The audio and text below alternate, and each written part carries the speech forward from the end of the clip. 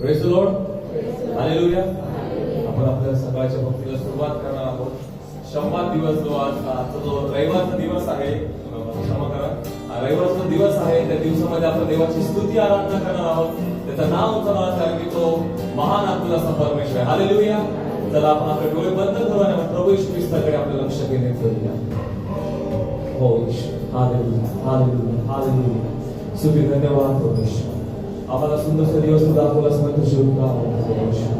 होय परमेश्वर, आमच्या प्रत्येकाला तू सांभाळस म्हणून तुझे आभार मानतो परमेश्वर. आठवडाभर परमेश्वर तू आमच्या प्रत्येकाचं रक्षण केलंस म्हणून तुझे आभार मानतो. Hallelujah, hallelujah. स्तुती, धन्यवाद ईश्वर, धन्यवाद आमच्या Yes, Lord. There's no one like you, Lord Jesus Christ. Hallelujah. You are the beginning and the end, the Alpha and the Omega. You are the creator of heaven and earth, Lord. There's no one like you. Hallelujah. होय परमेश्वर, आम्ही तुझे आभार मानतो. या सुंदरशा दिवसासाठी आम्ही तुझे आभार मानतो. या प्रभूच्या दिवशी आम्ही तुझ्या मंदिरामध्ये आलो असताना तुझी स्तुती आराधना करतो ईश्वर. हालेलुया. धन्यवाद ईश्वर, धन्यवाद ईश्वर. हालेलुया. तुमच्या संपूर्ण वेळेचा ताबा तू घे, आमच्या भक्तीचा ताबा तू घेतो ईश्वर. ही प्रार्थना धन्यता तू प्रभू येशू ख्रिस्ताच्या नावाने मागतो म्हणतोय. आमेन. हालेलुया. जो आपला प्रभू येशू ख्रिस्त आहे तो थोर आणि महान असा अद्भुत परमेश्वर. हालेलुया. आजच्या दिवशी आपण देवाचे आभार मानणार, कारण की हा प्रभूचा दिवस आहे, प्रभूचा वार आहे. आपण त्याला त्याचं स्तुती आराधना करून गौरव करणार. Praise the Lord. हा दिवस प्रभूचा आहे, आपण तुला आराधना करू. हा दिवस प्रभूचा आहे, आपण तुला आराधना करू.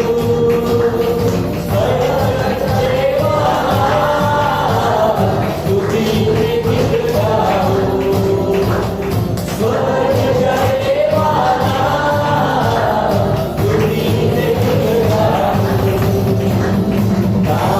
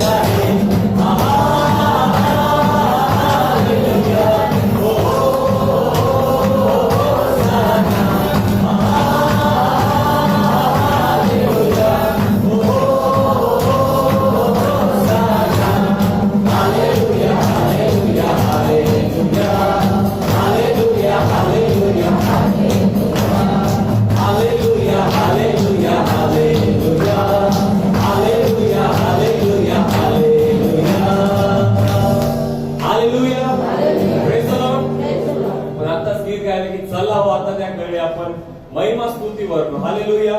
कारण की देवाचं वचन म्हणते की जेव्हा आपण जी स्तुती आराधना करतो, त्याची महिमा करतो, तेव्हा सर्व बंधनं तुटून जातात. Praise the Lord.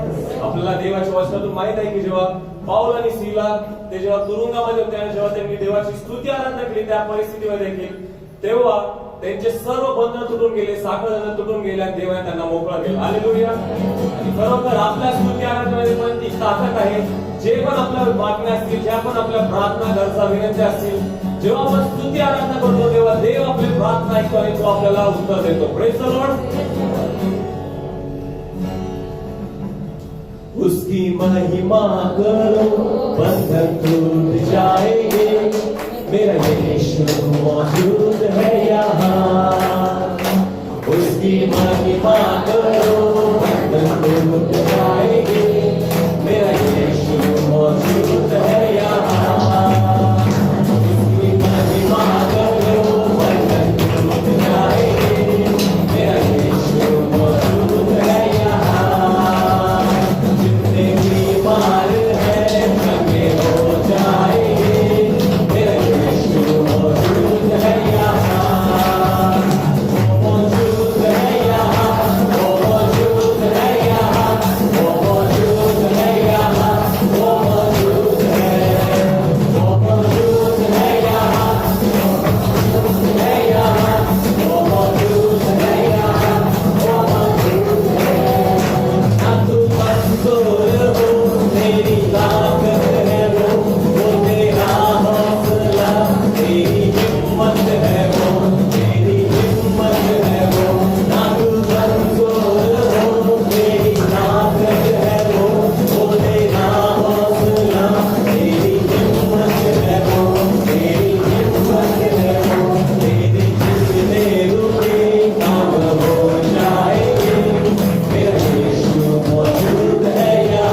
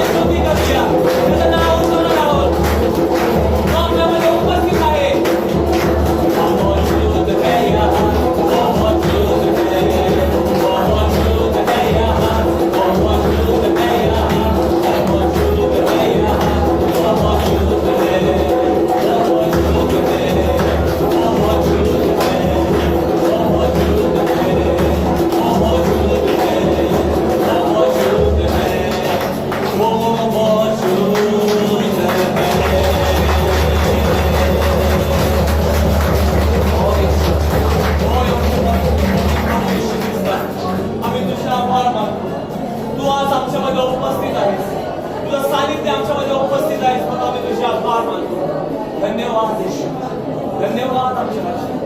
हालेलुया. स्तुती, धन्यवाद प्रभू यीशु, धन्यवाद यीशु.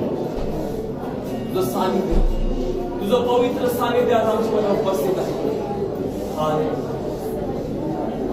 Yes, we worship your holy name, O Lord Jesus. धन्यवाद यीशु, धन्यवाद हालेलुया, हालेलुया. स्तुती, धन्यवाद यीशु. हो यीशु, आम्ही तुझ्या यीशु, धन्यवाद यीशु. देवाला आपण बोलणार आहोत, प्रभू येशू, आज आम्ही तुझ्या चरणाजवळ आलो आहोत. आमचा स्वीकार तू कर आमच्या राजा. हालेलुया. हो येशू, आम्ही तुझ्या चरणाजवळ आलो आहोत प्रभू येशू. आम्ही आमच्या अंतःकरण रिक्त करतो. आम्ही तुझ्या समोर आमच्या सर्व गरजा विनंत्या देतो. आणि कारण की आम्हाला ठाऊक आहे की आमच्या प्रार्थनेचं उत्तर आम्हाला तुझ्यापासून मिळणार आहे प्रभू येशू. हालेलुया.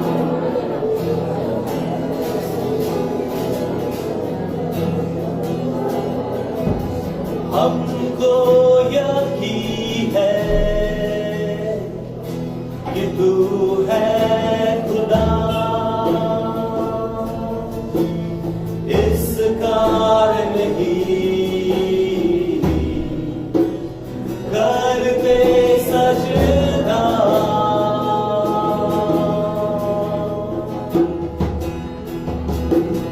हमको यकीन है कि तू है खुदा, इस कारण ही करते सजदा.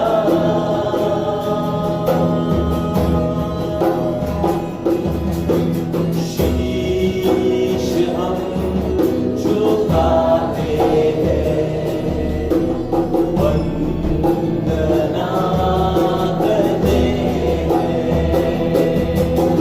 शीश हम झुकाते हैं, वंदना करते हैं. हालेलुया, हालेलुया, हालेलुया,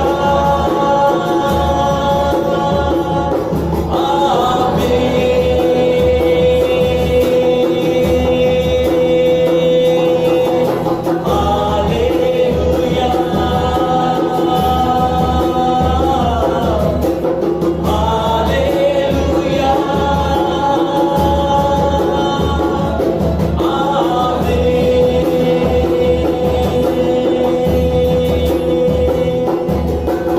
वंद्य तुझे हम कहते हैं आज, सारे जहां का है तू सरदार.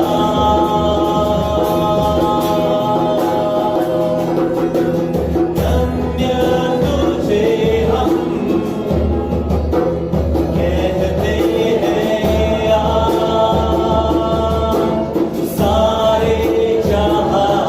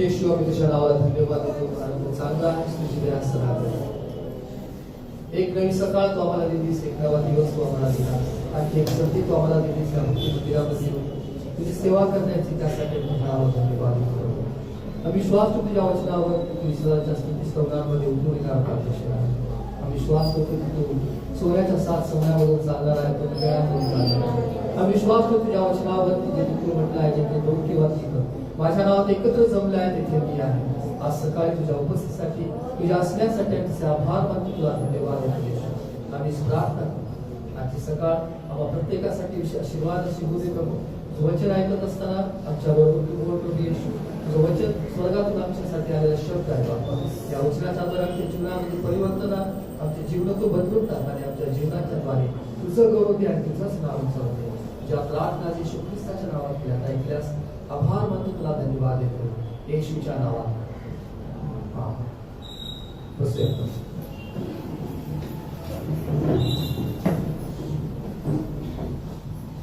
हालेलुया आज सकाळी आपल्या सर्वांचं प्रभू येशू ख्रिस्ताच्या मौल्यवान नावात या मंदिरामध्ये स्वागत आहे देवाचं मंदिर आनंदाचं ठिकाण आशीर्वादाचं ठिकाण असं ठिकाण जिथे देव आमची भेट घेतो ज्यावेळेला आपण देव असं म्हणतो देवाच्या वचनामध्ये म्हटलं आहे उत्पत्ती 1:1 मध्ये प्रारंभी देवाने आकाश व पृथ्वी ही उत्पन्न केली प्रारंभी देवाने म्हणजे सुरुवातीला किंवा अगदी सुरुवातीला काहीच नव्हतं त्यावेळेला परमेश्वर देवाने आकाश आणि पृथ्वीची निर्मिती केली आणि हा जो देव आहे त्याला देवाच्या वचनामध्ये याहवे म्हटलं आहे इब्री भाषेमध्ये त्याला अदोनाय असं म्हटलं आहे त्याला एलोहिम असं म्हटलं आहे म्हणजे तो सर्व सामर्थ्यशाली असा देव आहे ज्या देवाविषयी पवित्र शास्त्र बोलतो ज्या देवावर तुम्ही विश्वास ठेवता ज्या देवावर मी विश्वास ठेवतो त्या देवाविषयी असं म्हटलं आहे किंवा तो देव स्वयं अस्तित्वात असणारा देव आहे त्याने स्वतः असं म्हटलं आहे की मी सर्वांच्या पूर्वीचा आहे त्याला कोणीच निर्माण केलेलं नाही तर तो स्वयं अस्तित्वात असणारा देव आहे तो काल होता तो आज आहे तो उद्याही असणार आहे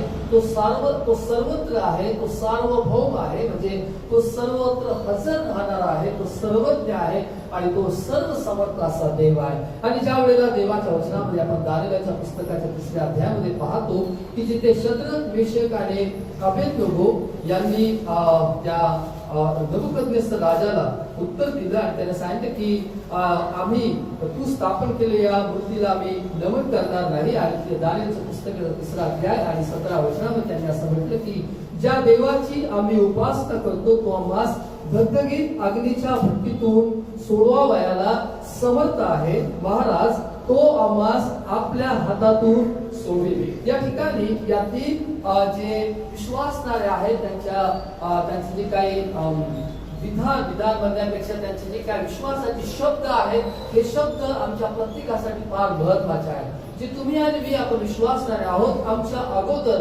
असे अनेक देवाचे सेवक होऊन गेले असे अनेक विश्वासणारे होऊन गेले की त्यांच्या जीवनामधून आम्हाला काहीतरी चांगलं शिकायला मिळतं आणि आज सकाळी आपण दानिएलच्या पुस्तकामध्ये ज्यावेळेला पाहतो दानिएलच्या पुस्तकाचा 3रा अध्याय आणि 17 वचनामध्ये की इथे शद्रक मेशक आणि अबेदनगो या तिघांनी असं सांगितलं की ज्या देवाची आम्ही उपासना करतो तो आम्हास धगधगीत अग्नीच्या भट्टीतून सोडवयास समर्थ आहे ज्या देवाची आम्ही उपासना करतो आज सकाळी मला तुमचं लक्ष या विधानाकडे वळवायचं आहे की जिथे या तिघांनी एक आत्मविश्वासाचे शब्द त्यांच्या मनातून आले शब्द त्यांनी सांगितले ते असं म्हणतात की ज्या देवाची आम्ही सेवा करतो ज्या देवाची आम्ही उपासना करतो आपण कोणत्या देवाची उपासना करतो किंवा आपण ज्या देवाची उपासना करतो त्या देवाविषयी आपल्याला माहिती असणं खूप गरजेचं आहे ती माहिती किंवा त्या देवाविषयी जे काही ज्ञान आहे प्रगटीकरण आहे ते आम्हाला पवित्र शास्त्रामध्ये आम्हाला मिळतं चला सकाळी आणखी काही वचन आपण प्रभू येशू ख्रिस्त ज्याची आपण सेवा आणि ज्याची आपण उपासना करतो त्याच्याविषयी आपण पाहणार आहोत मार्क शुभवर्तमानामधून काही वचन आहेत आज सकाळी ती आपण वाचणार की जिथे आम्ही ज्या देवाची उपासना करतो तो देव कसा आहे याच्याविषयी आम्हाला अधिक माहिती या पवित्र वचनामध्ये असं म्हणतं सगळ्यात पहिले आपण योहान शुभवर्तमानाचा 3रा अध्याय आणि याच्या 35व्या वचनामध्ये आपण वाचतो इथे म्हटलं आहे की पिता पुत्रावर प्रीती करतो आणि त्याने सर्व काही त्याच्या हाती दिले आहे ज्या देवाची आपण उपासना करतो त्या देवाच्या हाती सर्व समर्थ पित्याने सगळं काही सोपवलं आहे आणि म्हणूनच प्रत्येक शुभवर्तमान 28वा अध्याय आणि 18 वचनामध्ये प्रभू येशू ख्रिस्ताने असं म्हटलं की स्वर्गात आणि पृथ्वीवर सर्व अधिकार मला देण्यात आला. स्वर्गात आणि पृथ्वीवर म्हणजे स्वर्गामध्ये त्याला अधिकार आहे आणि या पृथ्वीवर देखील त्याला अधिकार आहे. आम्ही ज्या देवाची उपासना करतो तो देव हा सर्व अधिकार संपन्न असा देव आहे आणि या अधिकारातून घेऊनच किंवा हा अधिकार असल्यामुळेच त्याने आपल्या शिष्याला देखील तो अधिकार दिला. वर्तमानच्या 10व्या अध्यायामध्ये त्याने आपल्या शिष्याची निवड केली आणि सांगितलं की त्यांना अशुद्ध आत्म्यांवर अधिकार दिला, त्यांना रोग बरे करण्याचा अधिकार प्रभू येशू ख्रिस्ताने दिला. ज्या देवाची आपण उपासना करतो तो देव अधिकार संपन्न आहे. एवढंच नाही तर मार्क शुभवर्तमान याचा पहिला अध्याय आणि 27 वचन. मार्क शुभवर्तमान याचा पहिला अध्याय आणि 27 वचन. आज बरीच वचन आपण मार्क शुभवर्तमानामधून पाहणार आहोत. पहिला अध्याय आणि 27 वचन यामध्ये असं म्हटलं आहे की तेव्हा ते सर्व इतके थक्क झाले की ते एकमेकास विचारू लागले, हे आहे तरी काय? काय ही अधिकारयुक्त नवीन शिकवण? हा अशुद्ध आत्म्यांनाही आज्ञा करतो व ते त्याचे ऐकतात. ज्या देवाची आपण उपासना करतो तो प्रभू येशू ख्रिस्त अशुद्ध आत्म्यांना आज्ञा करतो आणि अशुद्ध आत्मे देखील त्याचं ऐकतात. अशुद्ध आत्म्यांवर प्रभू येशू ख्रिस्ताला अधिकार, तो अधिकार संपन्न आहे. कारण मार्क शुभवर्तमानाच्या 5व्या अध्यायात आपण गस्सेकर येथील भूतग्रस्ताविषयी पाहतो की ज्याला साखळ दंडाने बांधलं होतं, जो आपला अंग दगडाने ठेचून घेत होता, ज्याला वटणीवर आणण्याचं वचनामध्ये असं म्हटलं आहे 2ऱ्या वचनात की तो कबरात राहत असेल, त्याला साखळ दंडाने बांधून ठेवणे कोणाला शक्य नव्हतं आणि त्याला 4थं वचन सांगते की त्याला वटणीवर आणण्याचे सामर्थ्य कोणालाही नव्हते. इतकं ज्याला असं म्हणूया की अकराळ विकराळ किंवा ताकदवार जो अशुद्ध आत्मा आहे या मनुष्याच्या शरीरामध्ये होता. गस्सेकर या ठिकाणी असणाऱ्या मनुष्याच्या शरीरामध्ये. आणि ज्यावेळेला प्रभू येशू ख्रिस्त या प्रदेशामध्ये आला तेव्हा त्याने त्या भूतांना सांगितलं की तू याच्यामधून निघून जा. आणि त्यावेळेला 12 वचनामध्ये म्हटलंय की तेव्हा भूतांनी त्याला विनंती केली आणि प्रभू येशू ख्रिस्ताने परवानगी दिली. म्हणजे भूताने देखील प्रभू येशू ख्रिस्ताच्या आज्ञेबाहेर ते नाहीत, त्यांनी देखील विनंती केली. कारण प्रभू येशू ख्रिस्त हा अधिकार संपन्न आहे, त्याला अशुद्ध आत्म्यांवर अधिकार आहे. अशुद्ध आत्म्याला अधिकार आहे. म्हणूनच लूक शुभवर्तमानाच्या 10व्या अध्यायामध्ये असं म्हटलं की तुम्हाला काही एक बाधणार नाही. लूक शुभवर्तमान याचा 10वा अध्याय आणि 19व्या या वचनामध्ये प्रभू येशू ख्रिस्ताने असं म्हटलं की पहा मी तुम्हाला साप आणि विंचू यांना तुडवण्याचा व शत्रूच्या सर्व शक्तीवरचा अधिकार दिला आहे. जे आपण विश्वासणारे आहोत, देवाने आपल्याला शत्रूच्या सर्व शक्तीवरचा अधिकार दिला आहे. आणि पुढे म्हटलं आहे की तुम्हाला काही एक बाधणार नाही. देवाचं वचन आम्हाला स्पष्टपणे सांगतं की तुम्हाला काही एक बाधणार नाही. जर कोणी तुमच्याकडे आलं, कोणी प्रार्थनेच्या नावाखाली आलं किंवा तुम्ही कुठे गेला काय बघायला आणि तुम्हाला जर कोणी सांगितलं की तुम्हाला अशुद्ध आत्मा त्रास देत आहे, सैतान तुमच्या घरामध्ये राज्य करतो, तर ते देवाच्या वचनामध्ये बसत नाही. जर तुम्ही विश्वासणारे आहात तर देवाचं वचन सांगतो तुम्हाला काही बाधणार नाही. हालेलुया. आज अनेक लोक भीतीखाली जीवन जगत आहेत. त्यांना असं वाटतं की कुणीतरी आमच्यावर जादूटोणा केलाय, कुणीतरी आमच्यावर करणी केली आणि त्याच्यातून बाहेर पडण्यासाठी ते सर्वत्र भटकत आहेत. परंतु ज्यावेळेला विश्वासणारे देवाचं वचन वाचतात, आज सकाळी मी विश्वासणाऱ्यांबरोबर बोलत आहे, जो प्रत्येक जण देवाचं वचन वाचतो, देवाच्या वचनामध्ये सांगितलं आहे की तुम्हाला शत्रूच्या सर्व शक्तीवरचा अधिकार दिलेला आहे. जर आपण अधिकार वापरला नाही, जर आपण सैतानाला घालवलं नाही, तर आपण सैतानाच्या वर्चस्वाखाली असणार आहोत. कारण प्रभू येशू ख्रिस्ताने सांगितलेलं आहे सैतानाला अडवा म्हणजे तो तुमच्यापासून पळून जाईल. त्याने आम्हाला अधिकार दिलेला आहे. सैतान किंवा अशुद्ध आत्म्यावरचा अधिकार त्याने प्रत्येक शिष्याला दिलेला आहे, विश्वासाला दिलेला आहे. आणि म्हणून आज सकाळी मला तुम्हाला हे सांगायचं आहे की आपण भीती खाली जीवन जगू नका, तर भीती विरहित जीवन जगा. कारण प्रभू येशू ख्रिस्ताने आम्हाला सर्व भयातून सोडवलं आहे. हालेलुया.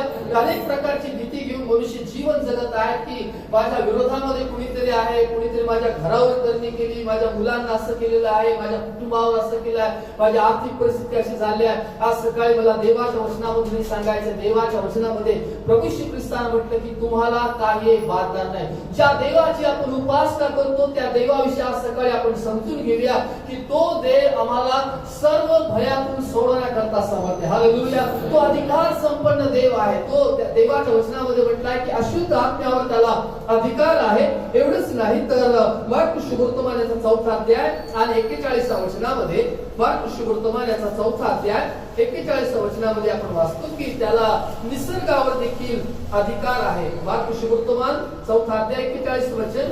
तेव्हा ते अतिशय घाबरले व एकमेकास म्हणू लागले, हा आहे तरी कोण? वारा व समुद्र हे देखील ह्याचे ऐकतात. ज्या देवाची आपण उपासना करतो त्या देवाचं वारा आणि समुद्र देखील ऐकतात. देवाच्या वचनामध्ये आपण वाचतो की ज्या वेळेला शिष्य प्रवास करत असताना एकाएकी समुद्रावर लाटा आल्या आणि त्यांचा जो काही मसवा आहे किंवा जी लहानशी होडी आहे ती होडी त्या पाण्यामध्ये हेलकावे खाऊ लागले आणि त्यांना असं वाटलं की आता आपण बुडत आहोत आणि त्यांनी प्रभू येशू ख्रिस्ताचा धावा केला. ते प्रभू येशू ख्रिस्ताला म्हणाले, प्रभूजी वाचवा, आपण बुडालो, प्रभूजी वाचवा. आणि ज्यावेळेला शिष्य त्याच्याकडे त्याला विनंती करतात आणि म्हणतात प्रभूजी वाचवा, त्यावेळेला देवाचं वचन सांगतं की प्रभू येशू ख्रिस्ताने उठून वादळ आणि वारा यांना धमकावलं आणि देवाचं वचन सांगतं 39व्या वचनामध्ये, तेव्हा त्याने उठून वाऱ्यास धमकावले आणि समुद्राला म्हटले, उगा राहा, शांत हो. मग वारा पडला आणि अगदी निवांत झाले. ज्यावेळेला वादळ वारा या होडीच्या किंवा या शिष्यांच्या प्रवासामध्ये अडखळ असा होता, त्यावेळेला प्रभू येशू ख्रिस्त उभा राहिला आणि प्रभू येशू ख्रिस्ताने वादळ वाऱ्याला त्याने शांत केले. देवाचं वचन सांगते की त्याला निसर्गावर अधिकार. ज्या देवाची आपण उपासना करतो, ज्या देवाची तुम्ही उपासना करता, ज्या देवाची मी उपासना करतो त्याला निसर्गावर अधिकार आहे. वारा आणि समुद्र देखील त्याचं ऐकतात. आणखी एक वचन आपण वाचूया या मार्क शुभवर्तमान याचा 1ला अध्याय आणि 32व्या वचनामध्ये. मार्क शुभवर्तमान 1ला अध्याय आणि 32व्या वचनामध्ये असं म्हटलं आहे की संध्याकाळी म्हणजे सूर्यास्त झाल्यावर लोकांनी सर्व दुःखनायकास व भूतग्रस्तास त्याच्याकडे आणले आणि सबंध शहर दाराशी लोटले. तेव्हा नाना प्रकारच्या रोगांनी पिडलेल्या पुष्कळ माणसांना त्याने बरे केले व अनेक भूते काढली. त्या भूतांनी त्याला ओळखले म्हणून त्याने त्यास बोलू दिले नाही. या वचनामध्ये प्रभू येशू ख्रिस्ताविषयी असं म्हटलं आहे की अनेक भूतग्रस्तास प्रभू येशू ख्रिस्ताने बरं केले. लूका शुभवर्तमान याचा 6वा अध्याय आणि 19व्या वचनामध्ये देखील असं म्हटलं आहे की तेव्हा सर्व समुदायाची त्याला स्पर्श करण्याची धडपड चालली होती, कारण त्याच्यातून सामर्थ्य निघून ते सर्वांस निरोगी करत होते. ज्या देवावर आपण विश्वास ठेवला, ज्या देवाची आपण उपासना करतो तो देव रोगमुक्त करणारा आहे, तो निरोगी करणारा देव. हालेलुया. तो आमचे आजार बरे करणारा देव. या वचनामध्ये म्हटलं आहे की त्याच्यामधून सामर्थ्य निघून सर्वांना निरोगी करत होतो. देवाच्या वचनामध्ये आपण मार्क शुभवर्तमानाच्या 5व्या अध्यायामध्ये वाचतो की ज्या वेळेला 12 वर्ष पिडलेली एक स्त्री प्रभू येशू ख्रिस्ताच्या जगाला तिनं स्पर्श केला आणि येशूने म्हटलं की माझ्यातून शक्ती निघाली आणि त्या स्त्रीला तत्काळ बरं वाटलं. ती स्त्री तत्काळ बरी झाली. ज्यावेळेला आपण येशूवर विश्वास ठेवतो, आरोग्यासाठी प्रार्थना करतो, त्यावेळेला प्रभू येशू ख्रिस्त आमचे आजार विकार बरे करतो. एवढंच नाही तर मार्क शुभवर्तमानाचा 2रा अध्याय आणि 10 वचन. या वचनामध्ये प्रभू येशू ख्रिस्ताचा आणखी एक आणि महत्वाच्या अधिकाराविषयी असं म्हटलं आहे. मार्क शुभवर्तमानाचा 2रा अध्याय आणि 10 वचनामध्ये असं म्हटलं आहे, मनुष्याच्या पुत्राला पृथ्वीवर पापांची क्षमा करण्याचा अधिकार आहे. मनुष्याचा पुत्र म्हणजे प्रभू येशू ख्रिस्त जो या जगामध्ये आला, तो प्रभू येशू ख्रिस्त, त्याला पापांची क्षमा करण्याचा अधिकार आहे. पापांची क्षमा करण्याचा अधिकार. आज सकाळी आपण अधिकार संपन्न जो देव आहे या देवाशी पाहत आहोत. ज्या देवाची आपण उपासना करत आहोत तो देव कसा आहे हे आपण देवाच्या वचनामधून पाहत आहोत. आणि यामध्ये असं म्हटलं आहे की पापांची क्षमा करण्याचा अधिकार प्रभू येशू ख्रिस्ताला आहे. पापांची क्षमा करण्याचा अधिकार. आणि म्हणूनच त्यानं म्हटलं आहे की जर आपण आपली पापे पदरी घेतली तर तो विश्वसनीय. 1 योहानाच्या पत्रामध्ये असं म्हटलं आहे, जर आपण आपली पापे पदरी घेतली तर तो विश्वसनीय आणि न्यायी आहे. तो आपल्या पापांची आपल्याला क्षमा करेल. तो आपल्या पापांची आपल्याला क्षमा करेल. जो कोणी येतो आणि पापांची क्षमा मागतो, जर आपण अजूनही पश्चाताप केला नसेल, आपण फक्त चर्चला येतो जातो, परंतु मनापासून जर आपण अजून पश्चाताप केला नसेल, आपल्या पापांबद्दल जर आपल्याला दुःख वाटत नसेल, आपण आपले पाप सोडून द्यावीत आणि चांगलं जीवन जगावं असं जर आपल्याला वाटत नसेल, तर आज सकाळी देवाचा सेवक आहे तर मी तुम्हाला विनंती करतो की पश्चातापाची प्रार्थना आपण करणं खूप गरजेचं आहे. देवाचं वचन सांगतं की माणसानं सगळं जग मिळवलं पण आपल्या आत्म्याचा नाश करून घेतला तर त्याला काय फायदा. आणि म्हणून जर आपण मंदिरामध्ये आलो, आपण आरोग्यासाठी प्रार्थना केली, देवानं आपलं आरोग्य दिलं, आपण घरासाठी प्रार्थना केली, आपण कामधंद्यासाठी प्रार्थना केली, आपण आपल्या सगळ्या प्रार्थना आपल्या कुटुंबासाठी प्रार्थना केल्या, या सगळ्या प्रार्थनाची देवाने उत्तरं दिली आहेच.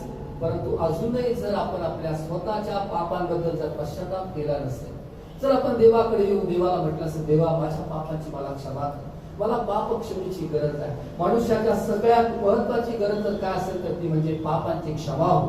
कारण देवाचं वचन सांगतं की यासाठी देवा त्याच्या एकूण एका पुत्राला पाठवतो की जो कोणी त्याच्यावर विश्वास ठेवतो त्याचा नाश होऊ नये तर त्याला सार्वकालिक जीवन प्राप्त व्हावं. आणि म्हणून या पृथ्वीवर असताना देवाला आमच्या प्रत्येकाला ही संधी दिलेली आहे की आपल्या पापांबद्दल आपण पश्चाताप करावा आणि पापांची क्षमा मागावी. ज्यावेळेला आपण देवाचं वचन वाचतो वर्तमान 3 अध्यायामध्ये की जिथे अनेक लोक यार्दे नदीतीरी बाप्तिस्मा करणारे योहानाकडे आले, कारण तो पाण्याचा बाप्तिस्मा देत होता आणि त्यांनी योहानाने सांगितलं की आपली पापे पदरी घ्या आणि एवढंच नाही तर आता पश्चातापास योग्य असं फळ द्या. म्हणजे फक्त पापांचा पश्चातापच महत्वाचा नाही तर पश्चातापानंतर एक चांगलं जीवन जगणं तितकंच महत्वाचं आहे. आणि आज मला हे सांगायचं आहे की प्रभू येशू ख्रिस्ताला पापांची क्षमा करण्याचा अधिकार आहे. जर आपल्या जीवनामध्ये काही पाप आहे, कोणत्या गोष्टीची आपल्याला जर टोचणी वाटत आहे, कोणत्या गोष्टीबद्दल आपलं मन आपल्याला दोषी ठरवत आहे, आपलं मन आपल्याला खात आहे आणि आपण अस्वस्थ झालो आहोत, तर आज सकाळी ज्याला आपण येशूकडे येऊन प्रार्थना करा, प्रभू माझ्या पापांची मला क्षमा कर. प्रभू येशू ख्रिस्त आमच्या पापांची आम्हाला क्षमा करण्याकरता समर्थ आहे. कारण देवाचं वचन सांगतं की या मार्क शुभवर्तमान 2 अध्याय आणि 10 वचन की मनुष्याच्या पुत्राला पृथ्वीवर पापांची क्षमा करण्याचा अधिकार आहे. पापांची क्षमा करण्याचा अधिकार त्याला देण्यात आला. एवढंच नाही तर प्रकटीकरणाचं पुस्तक याचा 1 अध्याय आणि 18 वचन या ठिकाणी पुनरुत्थित ख्रिस्त जो ज्याचं स्वर्गारोहण झालं, जो स्वर्गामध्ये होता आणि पात्म नावाच्या बेटावर ज्या वेळेला योहानाला त्याचं दर्शन झालं त्याच्यामध्ये प्रभू येशू ख्रिस्ताने आपल्या स्वतःविषयी असं म्हटलं या 1 अध्याय आणि 18 वचनामध्ये, मी मेलो होतो तरी पहा मी युगायुग जिवंत आहे आणि मरणाच्या व अधोलोकाच्या किल्ल्या माझ्या जवळ आहे. प्रभू येशू ख्रिस्त असं म्हणत आहे, मी मेलो होतो तरी पहा मी युगायुग जिवंत आहे आणि मरणाच्या व अधोलोकाच्या किल्ल्या माझ्या जवळ आहेत. सर्व अधिकार संपन्न देव, ज्या देवाची आम्ही उपासना करतो तो देव, त्याने मरणावर विजय मिळवला, तो आमच्या पापांसाठी मरण पावला. एवढंच नाही तर त्याने मरणावर विजय मिळवला, तो स्वर्गामध्ये गेला, तो पुनरुत्थित आहे आणि तो स्वतः असं म्हणत आहे, मी युगायुग जिवंत आहे आणि मरणाच्या आणि अधोलोकाच्या किल्ल्या माझ्या जवळ आहेत. मरण आणि अधोलोक म्हणजे मनुष्याने पाप केल्यामुळे मनुष्याच्या जीवनामध्ये मरण पसरलं. मनुष्यानं पाप केल्यामुळं तो सार्वकालिक अग्नीच्या किंवा नरकामध्ये जात होता. परंतु प्रभू येशू ख्रिस्तामुळे आता प्रभू येशू ख्रिस्ताला अधिकार आहे आणि त्याच्यावर विश्वास ठेवल्यामुळे त्यानं आम्हाला मरणातून जीवनामध्ये पार नेलं. योहान सुसमाचारामध्ये असं म्हटलंय, जो माझ्यावर विश्वास ठेवतो तो मरणातून जीवनामध्ये पार गेला. आम्हाला सार्वकालिक जीवन मिळालं आहे, येशूमुळे मिळालं आहे आणि आम्हाला सार्वकालिक जीवन देण्याचा अधिकार फक्त प्रभू येशू ख्रिस्ताला आहे. ज्या देवाची आपण उपासना करत आहोत तो देव फक्त आमच्या पृथ्वीवरच्या या जीवनाविषयीच नाही तर मरणानंतरच्या जीवनाविषयी आम्हाला ही खात्री देतो की आम्हाला सार्वकालिक जीवन प्राप्त झालं. कदाचित या पृथ्वीवरचं आमचं जीवन 70 वर्ष, 80 वर्ष, 90 वर्ष, 100 वर्ष असेल, परंतु एक दिवस ते जीवन संपणार आहे. परंतु त्याच्यानंतरच्या जीवनाविषयी पवित्र शास्त्र आम्हाला सांगतं. अनेक लोक आहेत की त्यांना फक्त या जीवनानंतरचं मरण एवढंच माहित आहे, परंतु मरणानंतरच्या जीवनाविषयी त्यांना माहित नाही. परंतु जे विश्वास करे आहात, जे तुम्ही आहात, जे मी आहोत, जे प्रत्येक जण देवाचं वचनावर विश्वास करणार, आम्हाला माहित आहे या जीवनानंतर जे आपलं पृथ्वीचं जीवन आहे, या जीवनानंतर मरण आहे, परंतु या मरणानंतरही पुन्हा जीवन आहे आणि ते सार्वकालिक जीवन आहे. ते फक्त येशूच्या द्वारे आहे. येशू ज्या देवाची आपण उपासना करतो तो आम्हाला सार्वकालिक जीवन देणार आहे. एवढंच नाही तर अधोलोकाच्या किल्ल्या त्याच्या जवळ आहे. किल्ल्या म्हणजे अधिकार त्याच्या जवळ आहे. म्हणूनच मग ते शुभवर्तमानामध्ये त्याला असं म्हटलं की ज्याला नरकात टाकण्याचा अधिकार आहे, स्वर्गात येण्याचा किंवा नरकात टाकण्याचा अधिकार ज्याला आहे त्याची भीती बाळगा, त्याला घाबरून जीवन जगा. फक्त प्रभू श्री ख्रिस्तच आहे की त्याला अधिकार आहे. कोणाला स्वर्गामध्ये घ्यायचं आणि कोणाला नरकामध्ये टाकायचं हा अधिकार फक्त प्रभू श्री ख्रिस्ताला आहे. आणि आज सकाळी मी तुमच्याशी बोलत आहे की ज्या देवावर आपण विश्वास ठेवतो, ज्याप्रमाणे संत पाऊल किंवा त्याच्या पत्रामध्ये असं म्हणतो की ज्याच्यावर मी विश्वास ठेवलेला आहे त्याला मी जाणतो, मी त्याला ओळखतो. तुम्ही आणि मी ज्या देवाला विश्वास ठेवला, ज्या देवाची आपण उपासना करत आहोत, त्या देवाला आपण समजून घेऊया देवाच्या वचनामधून की तो किती त्याच्याकडे कोणकोणते अधिकार आहे, तो किती सामर्थ्यशाली देव आहे. आणि अशा देवाची उपासना करण्याचं भाग्य देवानं तुम्हाला आणि मला दिलेलं आहे. शद्रक मेशक आणि अबेदnego दानियेलच्या पुस्तकामध्ये आपण म्हणतो 3ऱ्या अध्यायामध्ये की जिथे त्या नबुकदनेस्सर राजाने एक सुवर्ण मूर्ती केली आणि सांगितले की या मूर्तीला तुम्ही जर नमन केलं नाही तर तुम्हाला या अग्नीच्या भट्टीमध्ये टाकण्यात. अग्नीची भट्टी म्हणजे जिथे तुमचं जीवन संपणार आहे आणि तुम्हाला तत्काळ शिक्षा आहे, तुम्ही मरणार आहात. परंतु त्यांनी सांगितलं की ज्या देवाची आम्ही उपासना करतो तो देव आम्हाला त्या धगधगीत अग्नीच्या भट्टीतून सोडवायला देखील समर्थ आहे. ज्या देवाची तुम्ही उपासना करता, ज्या देवाची मी उपासना करतो, ती जी धगधगीत अग्नीची भट्टी आहे तो सार्वकालिक अग्नी किंवा अग्नीचं सरोवर ज्याला म्हटले प्रगटीकरणाच्या पुस्तकामध्ये, ज्याला अग्नीचं सरोवर म्हटलं आहे, ज्याला नरक असं म्हटलंय, ज्याला शिक्षेचं ठिकाण म्हटलेलं आहे, जिथं यातनेचं ठिकाण म्हटलं आहे, जिथं रडणारी दात खाणं चालेल असं जे ठिकाण आहे, देवाचं वचन सांगतं की आम्हाला त्याच्यापासून सोडण्यासाठी येशू समर्थ आहे. हालेलुया. आज सकाळी आमचा विश्वास आणि आमची खात्री आहे की ज्या देवाची आम्ही उपासना करतो तो आम्हाला धगधगीत अग्नीच्या भट्टीतून सोडवण्यासाठी समर्थ आहे. तो आम्हाला नरकापासून सोडवण्यासाठी समर्थ आहे. तो आम्हाला वाचवण्यासाठी समर्थ आहे. आणि ज्यावेळी या तिघांनी असं म्हटलं की आमचा देव आम्हाला सोडवणार आहे, देवाने त्यांच्या विश्वासाचे शब्द ऐकले आणि विश्वासाचे शब्द खरे केले. त्यांना त्या अग्नीच्या भट्टीमध्ये जावं लागलं, त्या परिस्थितीमधून जावं लागलं. तरी देवाचं वचन सांगतं की राजाने ज्यावेळेला तिघांना त्या ठिकाणी टाकलं, राजानं पाहिलं की आणखी एक जण ज्याचं स्वरूप देवपुत्रासारखं आहे तो त्या अग्नीच्या भट्टीमध्ये आहे. आणि या सगळ्या माणसांना आपण हातपाय बांधून मुसक्या बांधून त्यांना आत टाकलं होतं, परंतु ते आता मोकळे फिरत आहे. आणि आता तिघं नाही तर 4 जण त्या ठिकाणी आहेत.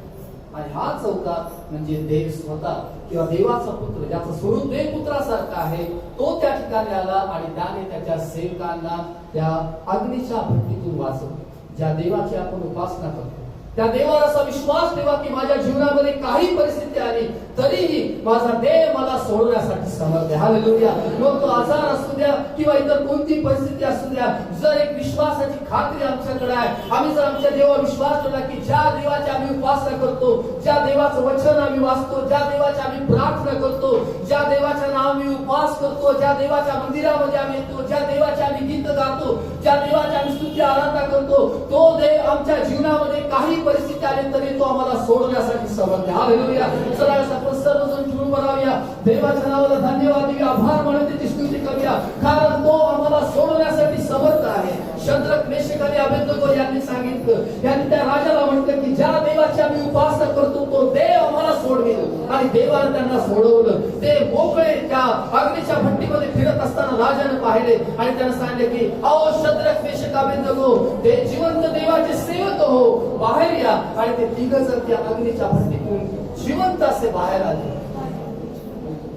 ज्यावेळेला तुम्ही आणि हे जीवन जगत असतात, अनेक प्रकारच्या चढ उतारामधून आम्हाला जावं लागतं, अनेक प्रकारच्या जीवनामध्ये आम्हाला कठीण परिस्थितीतून जावं लागतं, परिस्थिती चटके आम्हाला सहन करावं लागतात. विश्वास ठेवा, ज्या देवाला आपण देवाची सेवा करत आहोत, ज्या देवाची आपण उपासना करत आहोत, तो देव आम्हाला सोडवण्यासाठी समर्थ आहे. आमच्या प्रत्येक परिस्थितीमध्ये तो आमच्यावर असणार आहे. त्याला असं म्हटलं आहे, मी तुला सोडवलं आहे, मी तुला तुझ्या नावाला हाक मारली आहे, तू माझा आहेस. यशाया 43:2 मध्ये असं म्हटलं आहे, तू जलातून जाशील तेव्हा नद्या तुला बुडवणार नाही, अग्नीतून चालशील तेव्हा ज्वाला तुला पोळणार नाही, कारण मी तुझ्यावर असेल, मी तुला सोडून जाणार नाही, मी तुला टाकणार नाही. ज्या देवाची तुम्ही उपासना करता, ज्या देवाची मी उपासना करतो, जो आमचा प्रभू येशू आहे, तो आम्हाला सोडून जाणार नाही, तो आम्हाला टाकणार नाही. आमच्या प्रत्येक परिस्थितीमध्ये तो आमच्यावर असणार आहे आणि विजयशाली जीवन जगण्यासाठी तो आम्हाला मदत करणार आहे. Hallelujah. Hallelujah, hallelujah, hallelujah. Hallelujah, hallelujah, hallelujah. धन्यवाद धन्यवाद धन्यवाद धन्यवाद यीशु. हालेलुया. ओ रिहादारा लावा शांतारा लावा बाशी. हालेलुया. रिहिदारा लावा बारी कोरो लावा हंदारा लावा बाशी. सर्वाधिकार संपन्न देव, स्वर्गात आणि पृथ्वीवर सर्वाधिकार येशूला देण्यात आलेला आहे. पित्याने म्हटलं की पुत्राच्या हाती सर्व काही दिलं आहे. प्रभू येशू ख्रिस्त जो देवाचा पुत्र आहे, जो 2000 वर्षापूर्वी या जगामध्ये आला तुमच्या आणि माझ्यासाठी, सर्व मानव जातीसाठी त्यानं तारण आणलं, त्यानं पापाची क्षमा आणली, त्यानं सार्वकालिक जीवन आणलं. तो आमच्यासाठी मरण पावला एवढंच नाही तर मरणावर तो विजय झाला. आज तो पुनरुत्थित आहे, तो स्वर्गामध्ये आहे आणि तो पुन्हा लवकर येत आहे. त्या देवाची आम्ही उपासना करतो. होय, आम्ही येशूची उपासना करतो. मी येशूची उपासना करतो. Hallelujah. Oh, hallelujah. Hallelujah, hallelujah, hallelujah. धन्यवाद यीशु, hallelujah. Hallelujah. Oh, यीशु. Hallelujah. Hallelujah. Hallelujah. Hallelujah. Oh, hallelujah. Hallelujah. Hallelujah. Oh, यीशु. Hallelujah. Hallelujah. Hallelujah.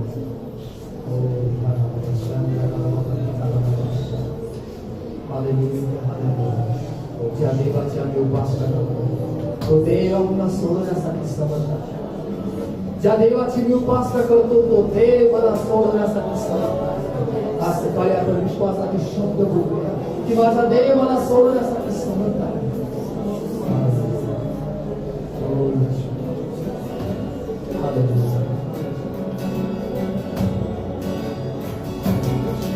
हालातों से डर, थोड़ा विश्वास कर, वो वफादार है, थोड़ा रख तू सबर, थोड़ा रख तू सबर.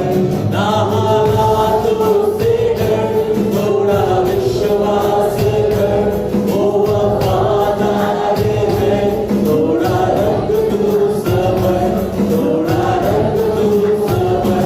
तेरे जितने रुके काम हो जाएंगे, मेरा यीशु मौजूद है यहाँ. तेरे जितने रुके काम हो जाएंगे, मेरा यीशु मौजूद है यहाँ. वो मौजूद है यहाँ, वो मौजूद है यहाँ, वो मौजूद है यहाँ, वो मौजूद है, वो मौजूद है यहाँ, वो मौजूद है यहाँ, वो मौजूद है यहाँ, वो मौजूद है. ना हालातों से डर, थोड़ा विश्वास कर, वो वफादार है, थोड़ा रख तू सबर, थोड़ा रख तू सबर. ना हालातों से डर, थोड़ा विश्वास कर, वो वफादार है, थोड़ा रख तू सबर, थोड़ा रख तू सबर. तेरे जितने रुके काम हो जाएंगे, मेरा यीशु मौजूद है यहाँ. तेरे जितने रुके काम हो जाएंगे, मेरा यीशु मौजूद है यहाँ. वो मौजूद है यहाँ, वो मौजूद है यहाँ, वो मौजूद है यहाँ, वो मौजूद है, वो मौजूद है यहाँ, वो मौजूद है यहाँ, वो मौजूद है यहाँ, वो मौजूद है, वो मौजूद है, वो मौजूद है, वो मौजूद है. ज्या देवाची आम्ही उपासना करतो तो देव आम्हाला धगधगीत अग्नीच्या भट्टीतून सोडवण्यास समर्थ आहे. माझा देव मला सोडण्यासाठी समर्थ आहे. माझा देव मला आरोग्य देण्यासाठी समर्थ आहे. माझा देव समर्थ आहे. Oh yes. Hallelujah, hallelujah, hallelujah. Hallelujah. राजाच्या राजा प्रभूच्या प्रभू, तू जो सर्वाधिकार संपन्न देव आहे, स्वर्गात आणि पृथ्वीवर सर्वाधिकार देण्यात तुला आलेला आहे. आज सकाळी मी प्रार्थना करतो या मंदिरात आलेल्या माझ्या भावासाठी, माझ्या बहिणीसाठी आणि जो प्रत्येक जण आज सकाळी तुझं वचन ऐकत आहे, जेथे कुठे त्यांच्या घरामध्ये आहे या ठिकाणी येऊ शकत नाही. देवा आज सकाळी मी प्रार्थना करतो अशा प्रत्येक जीवनात तू स्पर्श कर. पुन्हा एकदा तो विश्वास दे की तू समर्थ आहेस. सर्व परिस्थितीतून सोडवण्यासाठी तू समर्थ आहेस. पुन्हा एकदा ती खात्री दे. या वचनाच्या द्वारे प्रभू देव पालास त्यांचं जीवन तू आशीर्वाद कर. अशी येशू ख्रिस्ताच्या नावामध्ये प्रार्थना करतो. देवा प्रार्थना करतो तुझ्या वचनावर विश्वास ठेवून जीवन जगण्यासाठी आमच्या प्रत्येकाला मदत कर प्रभू येशू. शद्रक मेशक आणि अबेदnego यांनी म्हटलं की आमचा देव आम्हाला सोडण्यास समर्थ आहे आणि तू आलास त्यांच्या परिस्थितीमध्ये आलास. त्या अग्नीच्या भट्टीमध्ये आलास आणि प्रभू देव बाबा तू त्यांना सोडवलंस. तू त्यांना सोडवलंस. आज हे आमच्या जीवनामध्ये तेच कार्य करण्याकरता तू समर्थ आहेस. कारण तू तसाच आहेस. तू कधी न बदलणारा देव आहेस. आम्ही तुझ्या नावाला धन्यवाद देतो आणि प्रार्थना करतो. आज माझे भाऊ बहीण प्रभू देव या प्रत्येकाला विशेष आशीर्वाद त्यांच्या ज्या घरामध्ये ते राहत आहेत त्या घरात आशीर्वाद दे. त्यांच्या अन्नपाण्याला बरकत. जर कोणी आजारी असतील त्यांना तू स्पर्श कर. चांगलं आरोग्य घरामध्ये तुझी शांती राज्य करू दे प्रभू. त्यांच्या समस्या आणि अडचणी दूर कर प्रभू देव. विश्वासाच्या जीवनामध्ये जर ते डळमळीत असतील तर यावेळेला पुन्हा एकदा त्यांना तू उभं कर. सबळ कर प्रभू येशू. प्रार्थना जीवनामध्ये त्यांना तू बलवान कर प्रभू येशू. आणि हो दे प्रत्येक जीवनाच्या द्वारे तुझं करू दे आणि तुझंच नाव करू दे. ज्या प्रार्थना येशू ख्रिस्ताच्या नावात केल्या ऐकल्यास आभार मानतो. तुला धन्यवाद देतो येशू ख्रिस्ताच्या नावात. आमेन.